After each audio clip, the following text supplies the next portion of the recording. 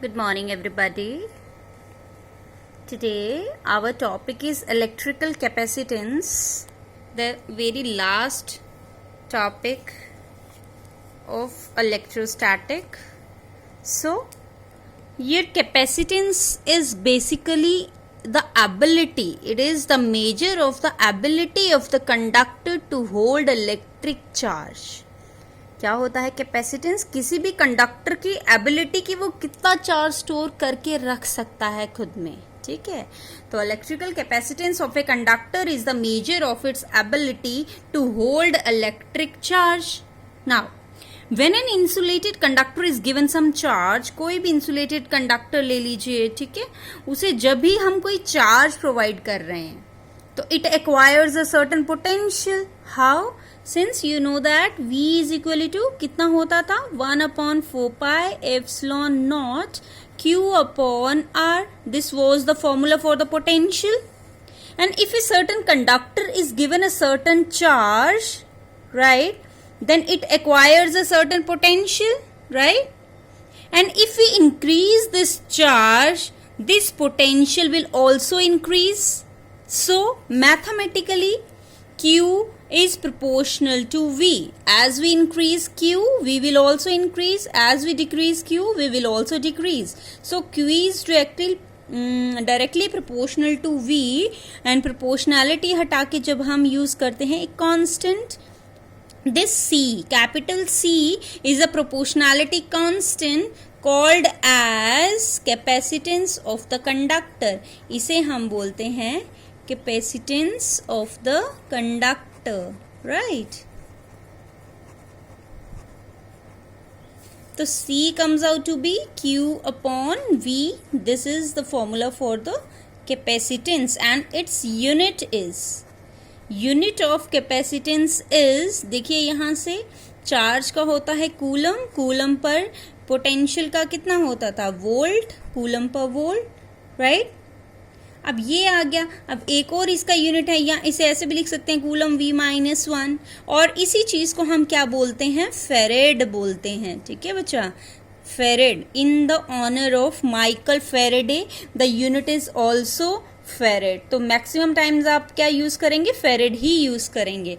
And बच्चा farad is a very large unit, तो इसीलिए स्मॉलर यूनिट यूज किए जाते हैं, लाइक मिली फेरेड, जैसे 1 मिली फेरेड, जैसे माइक्रोफेरेड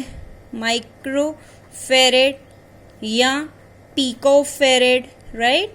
तो 1 millifarad is equal to 10⁻³ farad, micro is 10⁻⁻6 farad and pico is 10⁻⁻12 farad. Nano करेंगे तो 10⁻⁻9, राइट? इस तरह से हम इसके स्मॉलर यूनिट्स यूज करते हैं. बिगर यूनिट बहुत बड़ा है, इट इज एक्सटेंडेड. अगर 1 फेरेड का कंडक्टर बनाना है तो वो हमें कितने किलोमीटर एरिया में बनाना पड़ेगा?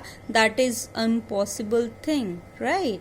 सो we generally use milli, micro and pico farad units, right? And you can write the dimensions of it also. क्या आ जाएंगे इसके डायमेंशंस बेटा? आपको आते हैं डायमेंशंस, तो मैं यहाँ लिख दूंगी, आप खुद बनाएंगे. यहाँ कूलम पर वोल्ट लिखा है, इसी के अकॉर्डिंग आपने बना लेना है. Coulomb is for charge, charge को करंट इनटू सेकेंड लिख सकते हैं, ठीक है, एम्पियर सेकेंड, और वोल्ट को भी उसी अकॉर्डिंग आपने लिखना है. And your formula comes out to be, dimension formula comes out to be m-1 l-2 T4a2. This is the dimension formula for the capacitance, right? So अगर कैपेसिटेंस को हमें क्या करना है? डिफाइन करना है कुछ दूसरे तरीके से, तो कैसे डिफाइन कर सकते हैं? इट इज, अगर यहाँ से हमें डिफाइन करना हो, इस तरीके से डिफाइन करना हो, तो क्या बोलेंगे? आप लिख लेंगे जल्दी से. Capacitance of a conductor may be defined as the charge required, right? The charge required to increase the potential of the conductor by unit amount. I am repeating again. The capacitance of the conductor may be defined as the charge required to increase the potential of the conductor by unit amount. This is your second definition of the capacitance. अब बच्चा फेरेड है, capacitance 1 फेरेड कब होता है? अगर मुझे 1 फेरेड को define करना हो, डिफिनीशन ऑफ 1 फेरेड लाइक 1 एम्पेयर को डिफाइन करते हैं, वैसे ही 1 फेरेड को डिफाइन करेंगे. तो कैसे डिफाइन करेंगे 1 फेरेड को? The capacitance is said to be 1 farad if the addition of a charge of 1 coulomb increases the potential by 1 volt. Capacitance, I am writing here, आता है बहुत बार. Capacitance of a conductor is said to be 1 farad. कब बोलेंगे 1 farad? If the addition of a charge, कितना 1 coulomb का charge to it, अगर हम 1 coulomb charge देते हैं तो कितना पोटेंशियल इंक्रीज करता है? Increases the potential by 1 unit. Increases the potential by 1 volt या 1 यूनिट लिख सकते हैं. कहने का मतलब है capacitance of a conductor is said to be 1 farad if the charge of 1 coulomb increases the potential by 1 volt. इस तरीके से भी लिख सकते हैं हम, राइट? तो this is the important topic as per examination point of view. So go through this topic very seriously, right? अब बच्चा हमारा नेक्स्ट कैपेसिटेंस के ऊपर ही है. हमें निकालना है capacitance of an isolated spherical capacitor. इसकी एक्सप्रेशन निकालनी है, ठीक है? फिर उसके ऊपर ही न्यूमेरिकल भी आते हैं. Capacitance of an isolated spherical capacitor. Spherical capacitor, ये हमें निकालना है answer. How it can be calculated? But let us consider we have a spherical capacitor. Capacitor is also called a conductor which store charge, that is which has a capacitance. तो let R be the radius. और अगर electric field इसकी show करनी हो, let positive charge है sphere का. तो electric field अगर हम रिप्रेजेंट करें तो कहाँ की तरफ शो करते हैं? बाहर की तरफ. पॉजिटिव से कहाँ जाती है बेटा? बाहर की तरफ जाती है, ठीक है? और इसका रेडियस कितना है? R है. Let O be the centre of this sphere, ठीक है? और चार्ज कितना है बाहर? प्लस Q चार्ज है, ठीक है? अब तो पोटेंशियल, अगर इसके ऊपर चार्ज है तो what will be the potential of this spherical shell? It will be 1/4 pi epsilon naught Q upon capital R, because we have taken capital R, right? Now capacitance का फॉर्मूला अभी किया, Q upon V.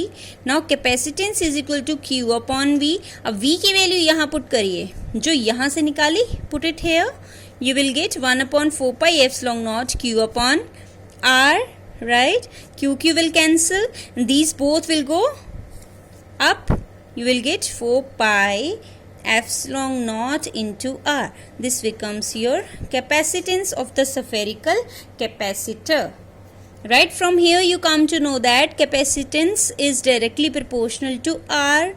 Greater the radius of the spherical shell, greater will be the capacitance. That is charge store करने की capacity भी उतनी ही ज़्यादा होगी, ठीक है बच्चा. अब मैंने बोला कि 1 फेरेड जो है बहुत बड़ा यूनिट होता है, इसीलिए क्योंकि इतना बड़ा कैपेसिटर या कंडक्टर बनाने में बहुत किलोमीटर स्पेस लगेगी हमारी, तो जो बनाना इम्पॉसिबल है, ठीक है? इसीलिए we use micro milli pico farad units in daily life, right? चलिए, अब मैं इसी चीज़ का रीज़न दे रही हूँ कि 1 फेरेड यूनिट बहुत बड़ा है. कैसे? यहाँ से ले लीजिए. लेट इट बी, मैं फाइंड करना चाहती हूँ calculation of the radius of the spherical conductor of capacitance 1 फेरेड. क्योंकि मुझे किसका चाहिए? 1 फेरेड में मैं देखना चाहती हूँ रेडियस कितना होगा उस कंडक्टर का. Let capacitance be 1 farad, then find the radius of this spherical shell. Then use the formula here. आपको रेडियस निकालना है, आर यहां रह जाएगा, बाकी सारा आपने कहाँ ले जाना है, नीचे। Since we know that C is equal to 4 pi epsilon naught R, spherical shell की बात कर रहे हैं तो फॉर्मूला वही, तो R comes out to be C upon 4 pi epsilon naught. तो 1/4 पाई एप्सिलॉन नॉट की वैल्यू होती है 9 इंटू 10 रेज टू पावर 9, और C कितना दिया गया है 1 फेरेड, ठीक है। तो ये बन गया 9 into 10 raise to power 9 metre, और अगर इसी को बच्चा किलोमीटर में बनाना हो तो you will get 9 into 10 raise to power 6 kilometre. C 9 into 10 raised to power 6 kilometer. It means the radius is about 1500 times the radius of the earth. अर्थ से 1500 टाइम्स ज्यादा रेडियस है, इसका मतलब इतना बड़ा कंडक्टर बनाना पड़ेगा जितना रेडियस अर्थ से भी ज्यादा होगा। इसीलिए 1 farad is a very large unit of capacitance and it is not possible to have a single isolated conductor of a very large capacitance. इसीलिए कैपेसिटर्स का कॉम्बिनेशन बनाना पड़ता है लार्ज कैपेसिटेंस के लिए, सिंगल कंडक्टर बनाना बहुत मुश्किल है। that is whose radius should be greater than your earth, तो nearly impossible, right? तो ये था आपका कैपेसिटेंस क्या होता है, electrical capacitance, then capacitance of an isolated spherical capacitor. Somehow ये क्वेश्चन भी पूछ सकते हैं 1 मार्क का, why it is impossible to have 1 farad capacitor, then you have to give the reason behind this. Clear बच्चा? चलिए अब हम यहाँ ही कंक्लूड करते हैं। नेक्स्ट वीडियो में मैं आपको एक न्यूमेरिकल करवाऊंगी इसी के ऊपर बेस्ड, कैपेसिटेंस और पोटेंशियल के ऊपर बेस्ड। सो वो इस साल पेपर में भी आया था, मार्च 2020 पेपर में भी आया है, ठीक है। Thank you very much.